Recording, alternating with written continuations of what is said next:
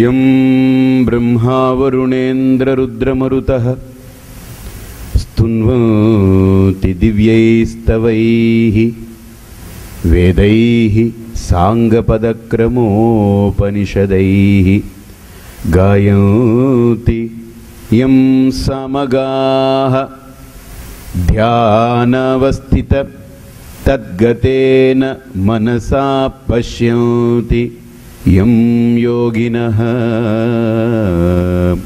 यस्यान्तं न विदुः सुराः असुरगणाः देवाय तस्मै नमः।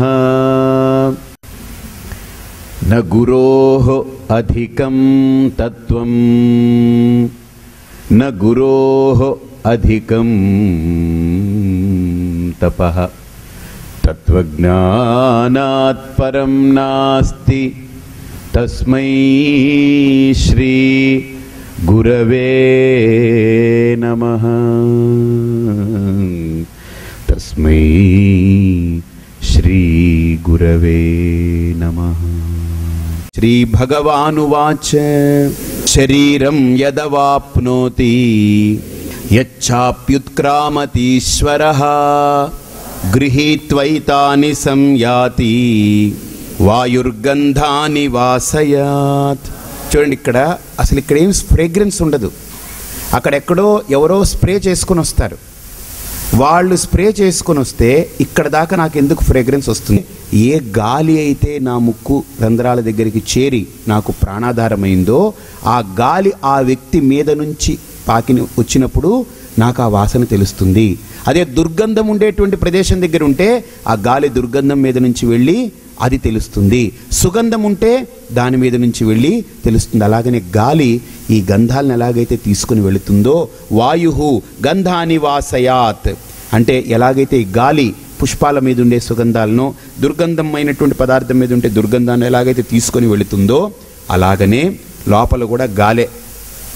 మొత్తం మనిషి నిలిపేదంతా ఏంటి? గాలి. గాలి సోదరులు అంటే 5 ఉన్నారు మొత్తం. ప్రాణాయ స్వాహ, అపానాయ స్వాహ, వ్యానాయ స్వాహ, సమానాయ స్వాహ, ఉదానాయ స్వాహ. 5 సోదరులు, పంచపాండవులు వాళ్ళు. ఈ పంచపాండవులకి భార్య ఒక్కటే, ద్రౌపది. ఎవరండి? మనస్సు అనేది ఆవిడొక్కటే. ఎందుకు మనస్సు అనేది ద్రౌపది ఒక్కదానే పెట్టారంటే మనస్సుకి చూడండి ఎన్నో సంకల్పాలు వికల్పాలు వస్తుంటాయి, బుద్ధికి రాదు. కాబట్టి బుద్ధి అనేది అక్కడ కాదు, మనస్సే ద్రౌపది. పంచపాండవులు ఎవరు? పంచప్రాణాలు. ఈ పంచప్రాణాలు మనస్సుకి అనుసంధానమై ఉంటుంది ఎప్పుడు. అందుకని చూడండి, పంచప్రాణాల ముందు మనస్సుని కనుక కించపరిచామనంటే ఉడికిపోతుంటాడు వీడు, అంతేనా? మనల్ని ఎవడన్నా తిట్టారనుకోండి, గాలి ఎక్కువైపో బీపీ ఎందుకు వస్తుంది? మనస్సు కదా కంగారు పడాలి. ఎందుకు వీడికి టెంపరేచర్ బీపీ పెరిగిపోవాలి? మనస్సుని మీరేమైనా తిట్టండి, ఇడియట్ ఫెలో అలా తిట్టండి, మనస్సు కుమిలిపోతుంటే ఏమైపోతుంది తెలుసండి? లోపల గాలి వేగవంతమైపోతుంది, ప్రెషర్ ఎక్కువైపోతుంటుంది, బ్లడ్ అంతా కొట్టేసుకుంటుంది, ఓ దారుణంగా అయిపోతుంది. కారణం మనస్సుకి గాలికి అంత అవినాభావ సంబంధం. మహాభారతంలో పంచపాండవులకు ఒక పెళ్ళాన్ని పెట్టారు, ఒక ఆవిడ్ని. చిచి ఇదేమిటని అన్నారు. తప్పు. ఇది ఒక మర్మం ఉంది ఇక్కడ. ఈ శరీరమే మహాభారతం అండి. ఇది మహామహాభారతం. ఇది పెద్ద పెద్ద భారతం. ఇందులో మనస్సు అనేది ఉందే, అదే పాంచాలి. అంటే పంచ ఆలులు కలిగి ఉన్నటువంటిది. అంటే పంచభర్తృక. అంటే భర్తృక అంటే ఏంటి? భర్త అంటే ఏంటి? భరించేవాడు భర్త, నిలిపేవాడు భర్త. ఈ గాలే కదండి ఈ శరీరాన్ని నిలుపుంది. కాబట్టి 5 గాలులు ఈ శరీరాన్ని నిలుపున్నారు, పంచభర్తృకలు. పంచపాండవులు ఇక్కడున్నారు. ప్రాణాయ స్వాహ, అపానాయ స్వాహ, వ్యానాయ స్వాహ, ఉదానాయ స్వాహ, సమానాయ స్వాహ. పంచప్రాణాలు, పంచభర్తృకలు ఆ మనస్సుకి. కాబట్టి ఆ మనస్సు ఏం చేస్తుంది? ఈ గాలి సోదరులను తీసుకుని మనః షష్ఠాని ఇంద్రియాణి ప్రకృతి స్థాని కర్షతి శరీరం యదవాప్నోతి. ఇప్పుడు ఏం జరుగుతుందనంటే శరీరం పడిపోతుందట. ప్రాణం పోయినప్పుడు ఏమవుతుంది? అందుకనే చూడండి, చనిపోయాడు అనే శబ్దం వాడుతాం. మరణించాడు అనే శబ్దం వాడుతాం, ప్రాణం పోయింది అనే శబ్దం వాడుతాం. ఆలోచించండి. ఈవెన్ డాక్టర్ కూడా ఒక వ్యక్తి చనిపోయాడు అని నిర్ధారణ చేయడానికి దేన్ని పరీక్షించడండి, గాలిని పట్టే చెప్తాడు. ఇలా చూస్తారు, ఇక్కడ ఆ పల్స్ చూస్తారు, ముక్కు దగ్గర చేయి పెడతారు, తర్వాత ఇక్కడ పెడతారు, ఇక్కడ పట్టుకుంటారు. ఇవన్నీ ఏంటి? గాలి యొక్క సంకేతాలు.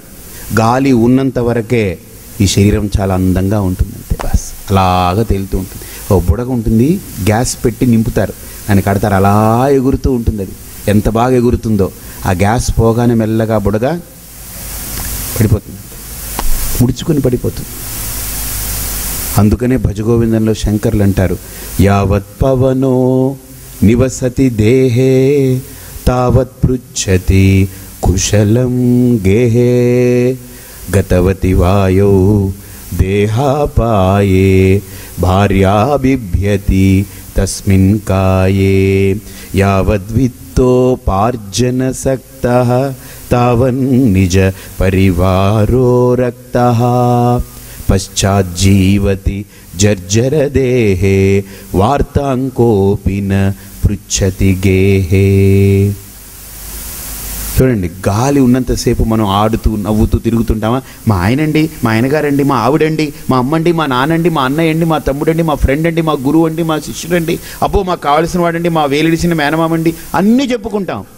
ప్రాణం పోయి వాడు పడిపోయినాడు అనుకోండి, ఇంకా రిలేట్ అవ్వడానికి వాడు ఉండడు అక్కడ, ఏం చెప్పుకోలేం, పోయారండి. ఇంకా శరీరాన్ని మనం ప్రేమిస్తామా? అది ప్రేమింపబడే వస్తువు కాదు. పోనీ దాన్ని ఏమైనా ద్వేషిస్తామా? ద్వేషింపబడే వస్తువు కాదు. కాబట్టి మనం పెంచుకునే ప్రేమ, మనం పెంచుకునే ద్వేషం ఆ శరీరంతో సంబంధం కాదు. పోనీ మనం ఎవరిని ప్రేమిస్తున్నాం? పోయిన వాడిని. వాడేమైనా కనిపించాడా? కనపడట్లేదు. కాబట్టి మనం ఎవరిని ప్రేమిస్తున్నాం? కనపడనోడిని ప్రేమిస్తున్నాం, కనపడని వాడిని ద్వేషిస్తున్నాం. కానీ దేహాన్ని ప్రేమించట్లేదు, దేహాన్ని ద్వేషించట్లేదు. నిజంగా దేహాన్నే ప్రేమిస్తే ప్రాణం పోయినా దాన్ని అలాగ పడుకోబెట్టి అక్కడ తలగడ పెట్టి కాళ్ళు ఒత్తుతూ దానికి నీళ్లు తాగిస్తూ ఏదో చేయాలి. చేయమే? ఎవరు చేరే ఆ పని? సంధ్యాసమయం అయిపోతుందండి, ఇంకో అరగంటలో సూర్యుడు అస్తమిస్తాడు, తీసేస్తామనంటే ప్రేత సంస్కారం చేసేస్తాం. ప్రేత సంస్కారం తీసుకెళ్ళి కాల్ చేస్తారు. అందుకనే అంటాడనమాట, అందమైన దేహము అగ్నిహోత్రుని పాలు, కొడుకు వండిన కూడు కాకి పాలు. జీవితంలో కొడుకు ఒక్కసారి వండుతాడట. ఎక్కడ? తండ్రి యొక్క చితి కాలుతూ ఉంటే అక్కడ ఇంకో కొన్ని కర్రపుల్లలు పక్కన పెట్టుకుంటాడు ఎక్స్ట్రాగా, అది వాడికి కూడు వండుతాడు. కానీ వాడు తినడానికి ఉండడు, వాడు బుగ్గిపాలు అవుతాడు, ఈ కూడు కాకిపాలు అవుతుంది. తండ్రి బుగ్గిపాలు, కొడుకు వండిన కూడు కాకిపాలు. దీనికోసం మనం వీడిని తిట్టి వాడిని తిట్టి గందరగోళం, చంపుకొని కొట్టుకొని నరుక్కొని తిట్లు, ద్వేషం, పగ, ప్రతీకారం, ఈర్ష, అసూయ, ఏమిటి? ఎక్కడికి వెళ్ళిపోతున్నాం? వాడిని నాశనం చేయాలి, వీడిని నాశనం చేయాలి, ఎక్కడికో పోతుంది మానవ సమాజం. నిజంగా ఒక కాకి ఇంకో కాకిని నాశనం చేయాలనుకోదు. ఒక పులి ఆకలేస్తే పక్కన పులి ఉంటే పులిని చంపి తినదు, ఇంకో జంతువుని వెతుక్కుంటుంది, తన స్వజాతిని నాశనం చేయదు. కానీ ఈ లోకంలో మనిషి తన స్వజాతిని నాశనం చేసుకుంటున్నాడు, పరజాతిని నాశనం చేస్తున్నాడు, కనపడిన అన్నిటినీ నాశనం చేస్తున్నాడు. ఇది మనిషి చేసే గొప్ప పని ఈ లోకంలో. అందుకని ఆయన అంటాడు పరమాత్మ, శరీరం యదవాప్నోతి యచ్చాప్యుత్క్రామతీశ్వరః గృహీత్వా ఏతాని సంయాతి వాయుః గంధాని వాసయాత్. ఆ వెళ్ళేటప్పుడు ప్రాణం పోతుంది, ఈ శరీరంలో నుంచి ప్రాణం ఆగిపోతుంది. ఆ ప్రాణం సూక్ష్మం కనుక ఆ సూక్ష్మమైనటువంటి ప్రాణంతో పాటు ఈ పంచజ్ఞానేంద్రియాలు, పంచకర్మేంద్రియాలు, మనస్సు, బుద్ధి, చిత్తము, అహంకారం, అందులో ప్రతిబింబించే జీవుడు, ఇవందరూ కలిపి వెళ్ళిపోతారు. వీళ్ళందరూ వెళ్ళిపోతున్నారు. ఇది డేటా చిప్ అన్నమాట. ఇదేంటిది? చిప్. ఇది మొత్తం వెళ్ళిపోతుంది. సెల్ పోయింది అనుకోండి, నష్టం లేదు, ఇంకో సెల్ తెచ్చుకుంటాం. కానీ చిప్ పోతే నెంబర్లన్నీ పోతాయి మొత్తం. సో డేటా అంతా ఎందులో ఉంటుంది? చిన్న చిప్లో ఉంటుంది. అది పెట్టుకోగానే సెల్ అంతా పనిచేస్తుంది. అంత సెల్కి ఏది డేటా మొత్తం చిప్లో ఉంటుంది. అలాగనే ఇంతది సెల్, ఇది పెద్ద సెల్. ఇందులో బోల్డ్ సెల్ ఉన్నాయనుకోండి, కొన్ని లక్షలు కోట్ల సెల్స్ ఉన్నాయి ఇందులో. కానీ ఇందులో డేటా ఏంటి? సూక్ష్మ శరీరం. ప్రాణం పోయిందనగానే అది సూక్ష్మ శరీరం వెళ్ళిపోతుంది. ఆ సూక్ష్మ శరీరం ఏం చేస్తుందని అంటే, అది లేకపోతే ఈ శరీరం పనిచేయదండి.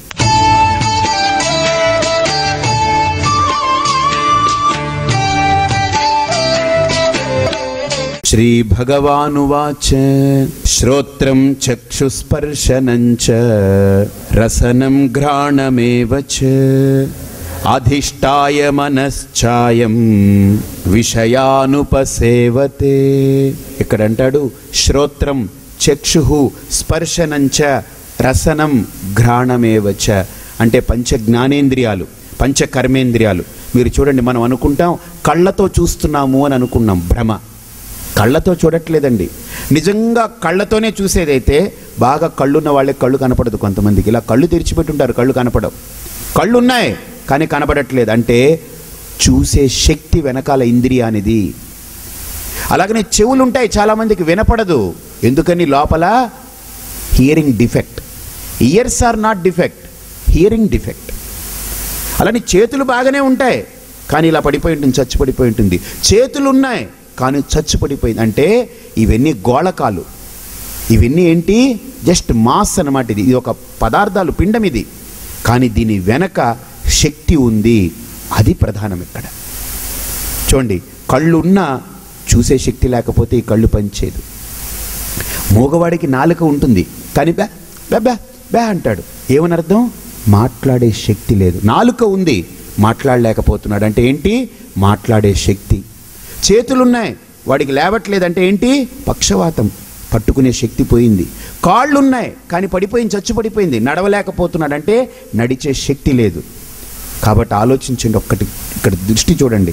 ఇక్కడ పరమాత్మ అంటున్నాడు, ఇది శరీరం అయ్యా, ఇది మాంసం, ఇది ఎముకలు, ఈ బోనల్ స్ట్రక్చర్ ఇది. దీని మీద మాంసపు ముద్ద కప్పి చక్కగా మంచి బట్ట కప్పాం. ఇదింతే, ఇది గోళకం. కానీ దీని ద్వారా పని చేయించుకునే శక్తి ఉందే, వాటిని ఇంద్రియ శక్తులు అని అంటారు. ఏమిటి? ఇంద్రియ శక్తులు. ఆ ఇంద్రియ శక్తులు లేకపోతే ఇవేవి పని చేయవు.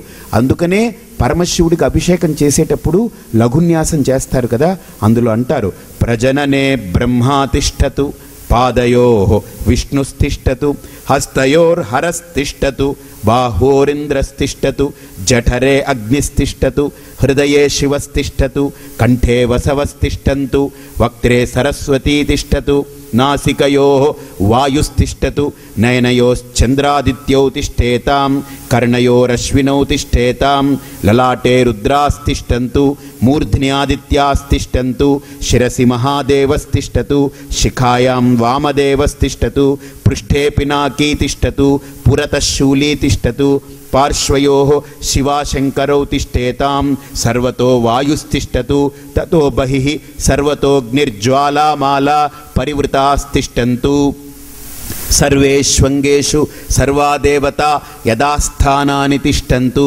మాం రక్షంతు మమ యజమానగుం రక్షంతు సర్వాన్ మహాజనాన్ రక్షంతు. మంత్రం లఘున్యాసం అంటుంది. పాదాలు నడవాలి అనంటే నడిచే శక్తి మహావిష్ణువుది. చేతులు పట్టుకోవాలంటే గ్రహణ శక్తి హరుడిది. నోట్లో నాలిక ఉన్నా మాట్లాడాలి అంటే మాట్లాడించే శక్తి సరస్వతీ దేవతది. ముక్కులున్నా ఆ వాసన ఘ్రాణేంద్రియం పనిచేయాలనంటే వాయువుది. కళ్ళున్నా అది చూడాలి అనంటే చూసే శక్తి చంద్రాదిత్యులది. కాబట్టి ఇలా ఒక్కొక్క ఇంద్రియానికి అధిష్టాన దేవతలు యథాస్థానాన్ని తిష్టంతు. ఈ దేవతలందరూ కూడా నానా ఇంద్రియాల వెనకాల నిలబడి గోళకాల వెనకాల ఆయా పనులు చేయడంలో మీ అనుగ్రహం కావాలి, మీరు లేకపోతే ఈ పని జరగదు అని అభిమంత్రణం చేసుకుంటాడు ముందు సాధకుడు. కాబట్టి ఇవన్నీ గోళకాలు చేయట్లేదు పని, వెనకాల దేవతలు చేస్తున్నారు ఆ పని. ఇవన్నీ జస్ట్ గోళకాలు, ఇవన్నీ మాంసపిండం తీసి తగలెట్టేయడమే. పోతే దీన్ని కాల్చడానికి ఒక్కదానికే పనిచేస్తుంది. అందుకని దీనికి పేరు దేహము అన్నారు. దహన యోగ్యత్వాత్ దేహ. కాల్చడానికి పనికొచ్చే అద్భుతమైన కట్టె ఇదంతా, ఎంతకంటే ఇంక దేనికి పనికిరాదు. ఇది పోతే తీసుకెళ్ళి కాల్చేయడమే, ఇంక దేనికి పనికిరాదు. కాబట్టి దీని వెనక అధిష్టాన దేవతలుండి నడుపుతూ ఉన్నారు. కాబట్టి అటువంటి దేవతా శక్తులన్నీ కూడా ఎవడి యొక్క ప్రేరణ వల్ల పనిచేస్తున్నాయండి? నేను ఆర్డర్ చేస్తే పనిచేదే. నిజంగా చాలామంది అంటారు, ఏమండి నేను చెప్పిన మాట ఎవడు వినట్లేదండి అని. నువ్వు అలా ఆలోచిస్తున్నావు కదా, ఒక్కసారి ఆలోచించు. నీ గుండె నువ్వు చెప్పిన మాట వింటుందే? స్టంట్లు వేయించుకోవాలి, దానికి రకరకాల స్టంట్ మాస్టర్. మళ్ళీ ఆయన అన్నాడు, స్వామీజీ నేను స్టంట్ మాస్టర్ అన్నాడు. నాకు అర్థం కాలే, మీరేమైనా సినిమాలో ఫైట్స్ ఏమైనా చేయిస్తారా? బెబ్బే కాదండి, నా గుండెకి 2 స్టంట్లు వేశారండి, ఆమె స్టంట్ మాస్టర్ అన్నాడు. ఓహో, ఇలా కూడా మాట్లాడుకోవచ్చు అనమాట. నాకు ఈ మధ్య అండి చాలా హృదయ వైశాల్యం పెరిగిందన్నాడు. అదేంటని అడిగాను. నేను చెక్ చేయించుకుంటే హార్ట్ ఎన్లార్జ్మెంట్ అయిందన్నాడు. ఓహోహో, హృదయ వైశాల్యం అంటే ఇదిరా బాబు అనుకున్నాను. కాబట్టి ఇవన్నీ పరిస్థితులు ఆలోచిస్తుంటే ఇవన్నీ ఎలా ఉన్నాయి? అసలు మన జీవితం, మన కిడ్నీలు మన మాట వినదు, మన గుండె మన మాట విని ఇచ్చేయట్లేదు. సపోజ్ నా గుండెని, నా బతుకు నేనే బతుకుతాను, నా చావు నేనే చస్తాను అన్నవాడికి భగవంతుడు ఒకవేళ సరే నువ్వే నీ డ్యూటీలు చేసుకొని వదిలేస్తే గుండె మనమే కొట్టించుకోవాలనుకోండి, మన పరిస్థితి ఏంటి చెప్పండి? రాత్రి పడుకుంటామా? పడుకోవాలంటే గుండె ఆగిపోవాలి, ఇంకా లేవం, ఇంకా వన్స్ ఫర్ ఆల్ పడుకోవడం. తర్వాత అది ఎలా కొట్టుకుంటుందండి? రిథమెటిక్గా lub dub lub dub lub dub అని. ఒకవేళ మనల్ని ఎవడో ఒకటి మాట్లాడించడానికి వచ్చాడు, ఒకవేళ అక్కడ చూస్తుంది ఇది లబ్ లబ్ లబ్ లబ్ లబ్ డబ్ అంటే చచ్చిపోతాడు వీడు. ఒకవేళ మనమే కొట్టుకోవాలనుకుంటే ఇందాక లబ్ అనిందా డబ్ అనిందా డౌట్ వచ్చి మళ్ళీ ఇందాక డబ్ అనింది అని ఇప్పుడు లబ్ అన్నాం అనుకోండి, ఇందాక లబ్ అని ఉంటే లబ్ లబ్ చచ్చిపోతాడు అంతే. ఇన్ని ప్రాబ్లమ్స్ ఉన్నాయి మనకు. పోనీ ఒక గుండె ఒకటే కాదు, కిడ్నీలు, ప్రాణం పీల్చుకోవాలి, లోపల ఎన్ని పనులు జరిగిపోతున్నాయి. ఇవన్నీ మనకి సంబంధం లేకుండా మన జీవితం నడిచిపోతుందండి. మనకేం సంబంధం లేదు, మన జీవితం నడిచిపోతుంది. మనం అంటాం వీడు పెద్ద పోటుగాడి కింద, నా బతుకు నాది, నా చావు నేను చస్తాను, నా బతుకు నేను బతుకు. నీ బతుకు నువ్వు బతకడం, నీ చావు నువ్వు చావడం నీ చేతుల్లో లేదు సార్. ఈశ్వరేచ్ఛ, ఈశ్వర అనుగ్రహం అది నీ చేతుల్లో ఉంటే ఈ పాటికి చచ్చిపోతాం మనం, ఇంక రెండో పని లేదు. అసలు ఈ ప్రవచనం ఇవ్వగలమా? సపోజ్ గాలి పీల్చుకోవాలి, ఏం మీరు వస్తారా వింటారా? నేను మాట్లాడగలనా? ఈ గుండె కొట్టించుకోవాలి, కిడ్నీలు ఆడించుకోవాలి, ఈలోగా ఉత్ ఉత్ ఉత్ అంటాం, అయిపోతుంది అంతే పని. ఇంక ఉత్క్రామంతం స్థితం వాపు ఏమిటి? మాట్లాడలేము, చూడలేము, ఆలోచించలేము, ఏం చేయలేము, చచ్చిపోతుంటాం. కిడ్నీలు అడుగుతారు, చూడంటుంది, ఈలో గుండె అంటుంది కొట్టుకోమంటావా మానేమంటావా ఉంటుంది, ఈలోగా ప్రాణం ముక్కులు ఆడమంటావా వద్దంటావా. ఇది మనిషి ఎలా అయిపోతుంటాడు, వీడు గందరగోళం అయిపోయి బాబోయ్ ఈ బతకడం కంటే చచ్చిపోవడం మేలు అనుకుంటాడు అంతే. అసలు మనం హాయిగా ఉండగలుగుతున్నామంటే ఆ ఈశ్వరుడు బస్ అంతే, ఆ ఈశ్వర అనుగ్రహం అండి. అర్జున, నువ్వేదో బతికేస్తున్నావు, నువ్వేదో చంపుతావేమో, భ్రమ తీసే ఈ జరిగే పెద్ద ఖేల్ హై, ఈ పెద్ద నాటకం నేను నడుపుతున్నాను ఈ show. You are nowhere here in this show, నిమిత్త మాత్రం భవ సవ్య సాక్ష్యం. నీదేం లేదయ్యా, నాది అనుకుని బ్రతుకుతున్నావు. ఏది తీసి చూపించు నీది, ఒక్కసారి తీసి చూపించు నీదేమిటో, ఒకసారి తీసి చూపించు నీదేమిటి. ఈ శరీరం నాది అంటున్నావు, ఆ గుండె నీదే, తీసి చూపించు. చూపించలేవు. ఈ ఉంగరం నాదండి, తీసి చూపించారు. గుండె నాదండి, తీసి చూపించండి, చచ్చిపోతావు అంతే తీస్తే. కాబట్టి తీసి చూపించలేంది నీది ఎలా అవుతుంది? ఈ ఉంగరం నీదన్నావు, ఏదని అంటే ఇదిగోండి నాదన్నావు. ఈ వాచ్ నాదండి అన్నావు, ఏదంటే ఇదిగో అని చూపించావు. అలాగని ఇది నాది అంటున్నావు, నీ గుండె కదా, తీసి చూపించు, చచ్చిపోతాం. కిడ్నీలు నావన్నావు, తీసి చూపించు, చచ్చిపోతాం. ఇది మంది కాదండి, ఇది ఈశ్వరుడిది, ఇది ప్రకృతి ఈశ్వరుడిది, వాడి అనుగ్రహంతో నడుస్తూ ఉంది. కాబట్టి ఇక్కడ అంటాడు ఆయన, ఈ ఇంద్రియాలు, పంచ జ్ఞానేంద్రియాలు, పంచ కర్మేంద్రియాలు, ఇవన్నీ కూడా ఆ మనస్సు, బుద్ధి, చిత్తం, అహంకారం అనేటువంటి సూక్ష్మ శరీరాలని ఆశ్రయించి, ఇంద్రియాలు, సూక్ష్మ శరీరము, ప్రాణము, వీటితోటే మొత్తం ఈ డ్రామా అంతా నడుస్తుంది. ఈ శరీరంతో కాదండి, ఇది మ్యాటర్, దట్స్ ఇట్. ఇది ఒక ఫిజికల్ మ్యాటర్ అంతే, ఇది ఓన్లీ ఫిజికల్ మ్యాటర్, దీనికి ఏమీ సంబంధం లేదు. ఇది ఎలాంటిది అని అంటే, ఈ గుర్రాన్ని బండికి కట్టారు కదండి, ఆ గుర్రము బండికి కడితే నడిపేవాడు ఎటు తిప్పితే బండి అలా తిరుగుతుంది, గుర్రం తిరుగుతుంది, బండి తిరుగుతుంది, అంతే బస్. ఇది ఒక ఫిజికల్ మ్యాటర్, దీనికి ఏం తెలీదు. బాగా ఆలోచించండి. ప్రాబ్లం వల్ల ఎక్కడ? లోపల సూక్ష్మ శరీరం. కాబట్టి సూక్ష్మ శరీరమే. అందుకనే ఈ శరీరం చనిపోగానే దీన్ని కాల్చేస్తాం, దీన్ని తీసుకెళ్ళి అవతల పాడేస్తాం, నీళ్ళల్లో కలిపేస్తాం. ఎందుకని అక్కడి నుంచి వచ్చాం కాబట్టి అక్కడ పంపించేస్తున్నాం. కాబట్టి ఇక్కడ శరీరం యదవాప్నోతి యచ్చాప్యుత్క్రామతీశ్వరః గృహీత్వా ఏతాని సంయాతి వాయుర్గంధాని వాసయ శ్రోత్రం చక్షుః స్పర్శనంచ రసనం ఘ్రాణమేవ చ అనిష్టాయ మనశ్చాయం విషయానుపసేవతే. ఆ సూక్ష్మ శరీరం ఉంటే, మనోబుద్ధులన్నీ మేలుకొని ఉంటే, ఇంద్రియాలన్నీ పర్ఫెక్ట్గా ఉంటే ఈ శరీరంతో ప్రపంచంలో ఉండేవన్నీ వాడుకుంటున్నాం. కాబట్టి ప్రపంచానికి నాకు ఏం తేడా లేదండి, ఒక్క చర్మం ఒక్కటే అడ్డంతే. ఈ చర్మం తొలగించి చూస్తే ఇక్కడ పంచభూతాలే, అక్కడ పంచభూతాలే. అందుకనే ప్రాణం పోయిందంటే ఏంటంటే, చచ్చిపోయాడంటే అర్థం ఏంటి తెలుసండి?